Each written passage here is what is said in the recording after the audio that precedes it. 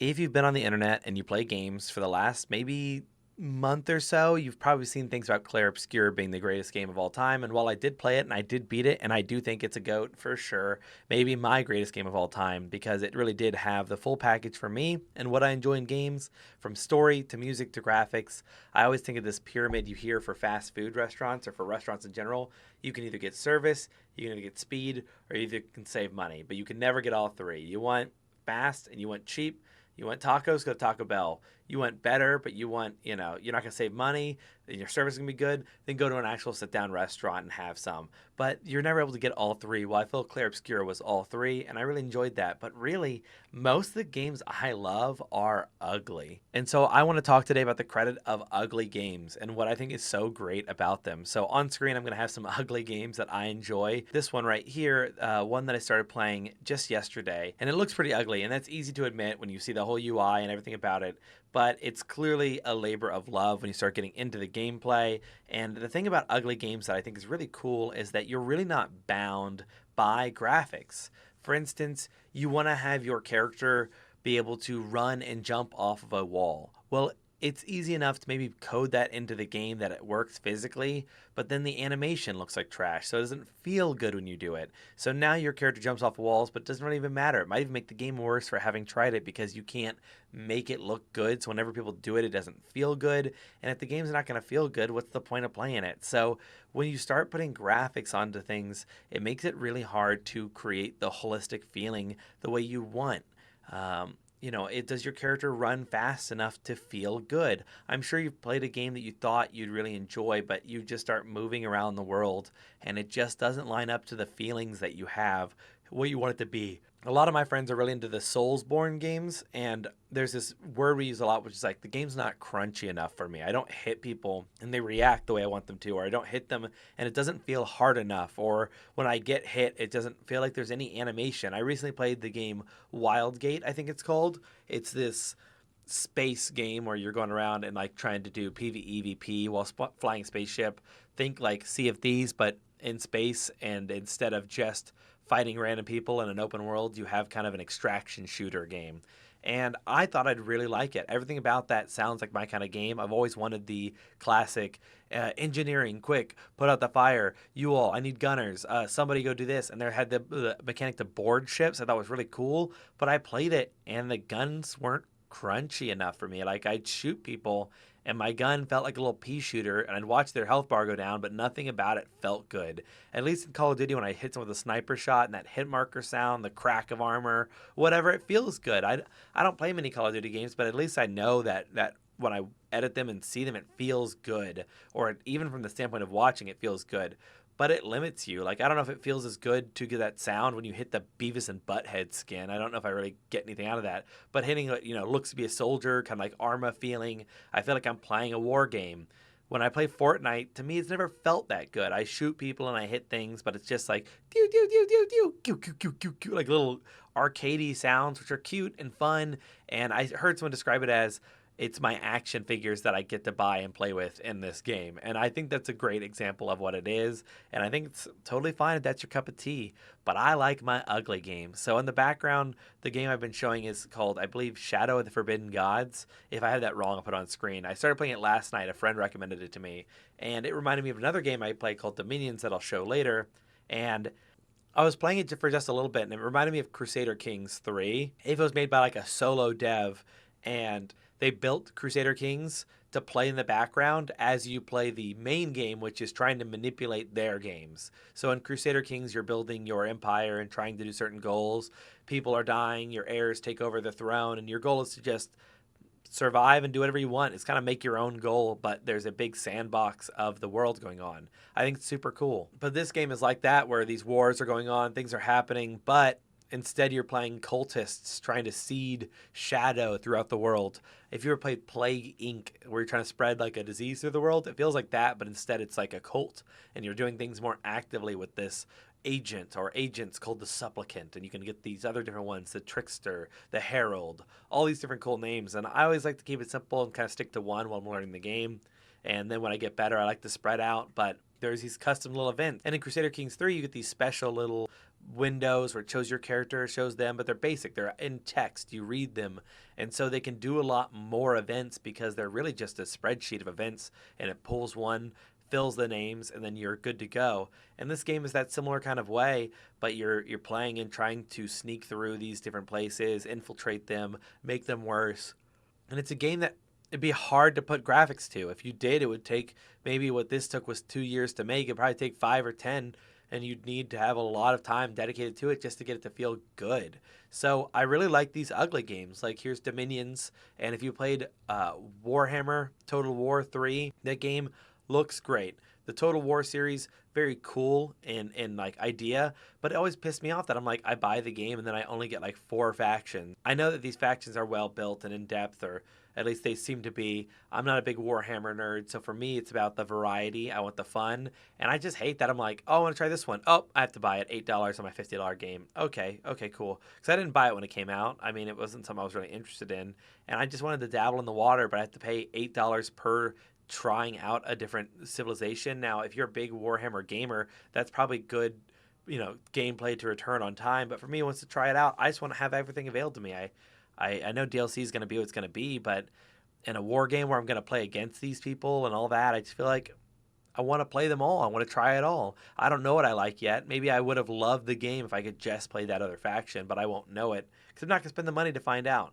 I had the same problem with Northgard, but that game I give it a little bit more leeway because it's been out for a longer time. So I feel that like them having 8 DLC is more like we didn't know this game would do so well.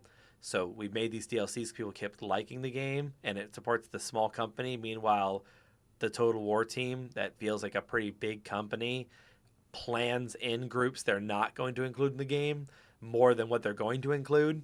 So it's like, oh, let's release this, see how it goes. But we know we want to release this really badass faction. We just want to see how the game runs first in their hands. And instead of giving it to them, we're going to make them pay for it, of course, because money, profit model. So Dominions here is a similar kind of game, but you start with all these different factions you can pick. I think in this gameplay in the background, I'm gonna pick a god. That's like of giants, but you could pick like the Freak Lord to run the giant army. He's your prophet come to take over the world. They all have this rich text at the bottom if you want to read it, or you can just ignore it. If you want to learn these stat lines, there's a ton of things to learn. You can win different ways. If you really just learn one facet of the game, you can abuse that one to win. I've never played online because I'm sure people are way sweatier, and I've watched videos trying to learn how to play this game, and it's so difficult. But when you have this lack of graphics, your mechanics can be so robust because you don't have to worry about noodling with how it looks and feels. You will leave that to the imagination of the player. A game I truly love is Kenshi, and that game I think is pretty ugly. It's always like a deep shade of brown almost everywhere you are in the game, and nobody looks good, but it leans into the theme of the game. It's like XCOM if you got to travel a post-apocalyptic world. The makers of Kenshi released a video, Lo-Fi Games, one of the only ones I've ever seen of their like creator and them like doing kind of a talking video. So of course I watched it, and I love that like on the wall of their company they had a sign that said game values and what makes Kenshi great.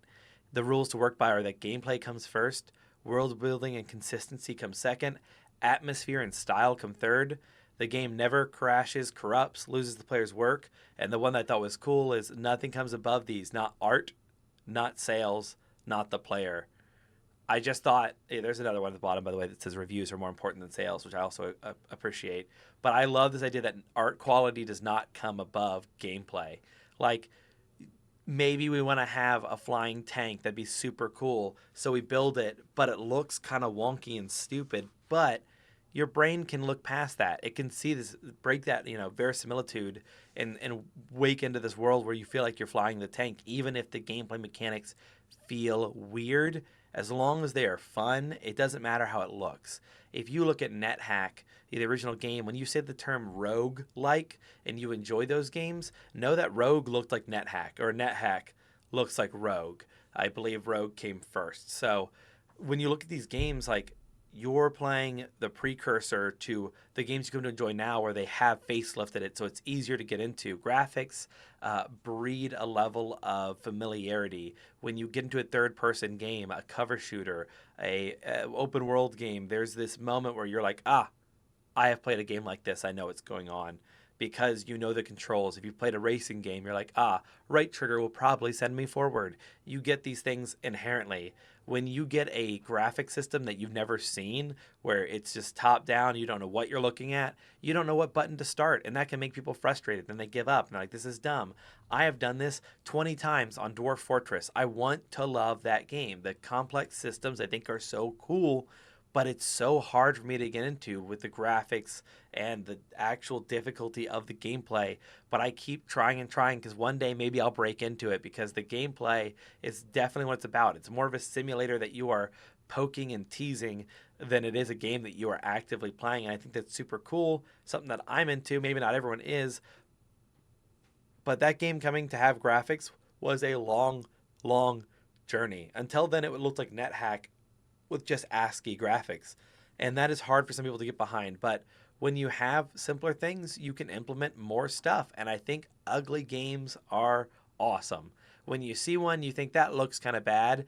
Just look at the premise. Is that something you want to play? And if it is ugly and it has good reviews, that game is probably crack, dude. You'll probably love playing that. And you don't get that chance on console very often to play a really ugly game. And I think they're missing out on that, and I think you should try an ugly game. Some recommendations here at the end for you before I leave you. Kenshi, ugly, great. I like it a lot.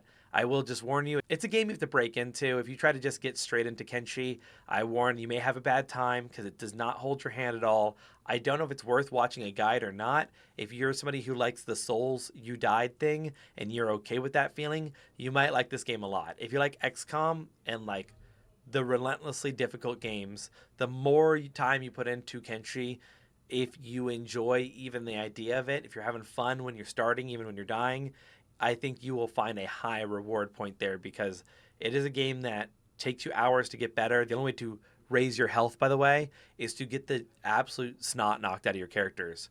So until you take damage, as long as you live, you gained experience. And I think failure forward is one of the best mechanics in any game, because you get to keep moving. And then you have this story. No hero should arise as the chosen one, in my opinion. I think it's boring. There are times for it and it is fun, but I'd rather be some schmuck who became a god than the guy who was going to be a god does exactly what he was told he was going to do. Without trials and tribulations, who are you?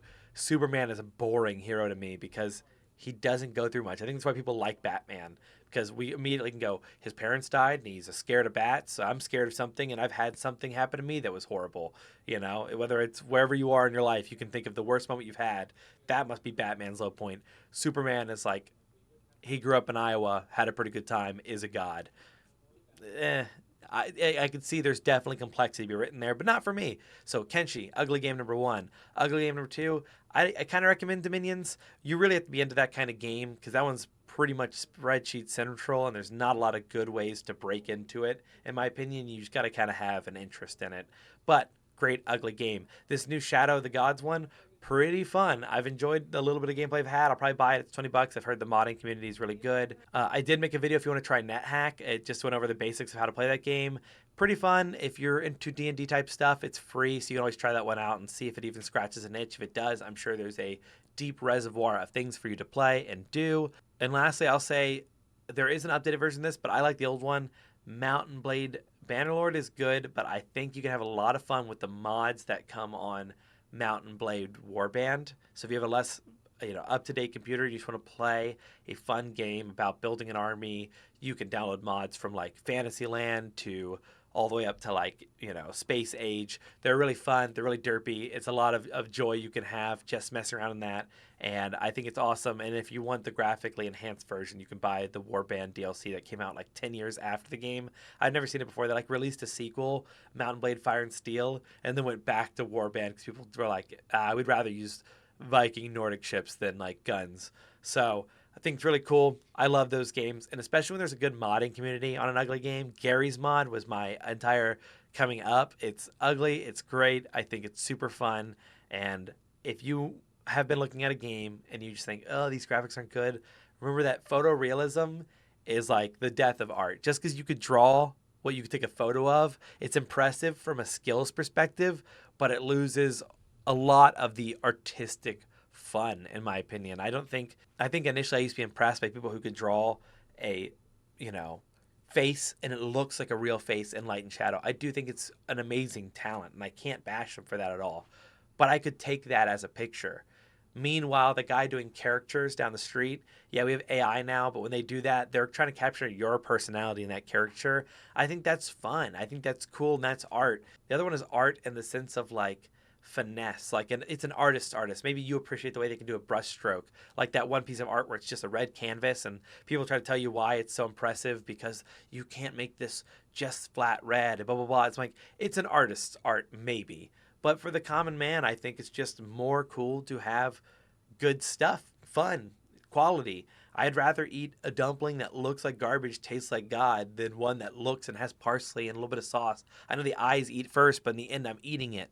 Just give me the good stuff. So I think there's an argument to be made, and I love ugly games, and I hope you can maybe suggest some down below. Thanks.